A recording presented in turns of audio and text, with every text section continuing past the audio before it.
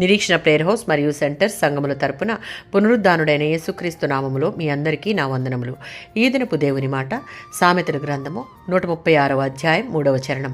ప్రభువుల ప్రభువునకు కృతజ్ఞతాస్తుతులు చెల్లించుడి. ఈ కీర్తన దేవుని అనుగ్రహాన్ని బట్టి, ప్రేమను బట్టి ఆయనను స్తుతించే కీర్తన అని చెప్పవచ్చు. అవి ఆయన మంచితనంలో నుంచి ప్రవహిస్తున్నాయి. ఆయన విశ్వానికి అంతటికీ ఆదినాథుడు, పరిపాలకుడు, యజమాని. దేవుని యొక్క అనుగ్రహం, ప్రేమ ఆయన సృష్టించిన సృష్టిలోను, తన ప్రజలను ఆయన ఈజిప్టు నుండి విడిపించడంలోనూ, వారిని ఎడారిలో చక్కగా నడిపించుటలోనూ, వాగ్దానం చేసిన సొత్తును వారికి ఇవ్వడంలోనూ, దీనులపై దయచూపడంలోనూ, శత్రువుల నుండి కాపాడడంలోనూ, తాను సృష్టించిన జీవులను పోషించడంలోనూ వెల్లడి అవుతుంది.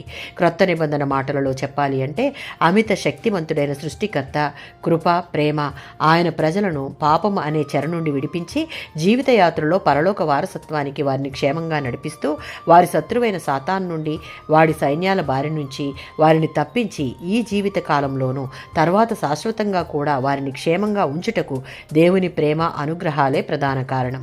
అవి ఆయన మార్పు లేని స్వభావంలో నుంచి ప్రవహిస్తున్నాయి. వీటన్నిటిని బట్టి మనమందరము ఆయనకు కృతజ్ఞతాస్తుతులు చెల్లించాలి.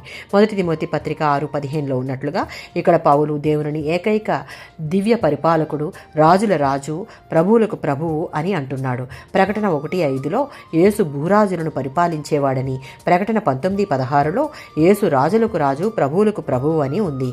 దీని అర్థం యేసుక్రీస్తు దేవుని యొక్క అవతారమని, ఆయన ఒక్కడే సర్వాధిపతి, ఆయన రాజులందరి మీద అధిపతి అయి తన ఉద్దేశాలన్నిటినీ నెరవేర్చేవాడు, సకలము సాధ్యపరచగల సర్వశక్తిమంతుడు. మన జీవితాలకు అధిపతిగా చేసుకుని ఆయన మనకు చేసినటువంటి ప్రతి ఉపకారమునకు కృతజ్ఞత నిండిన హృదయంతో ఆయన సన్నిధిని చేరి కృతజ్ఞతాస్తుతులు చెల్లిద్దాం. ఆమేన్.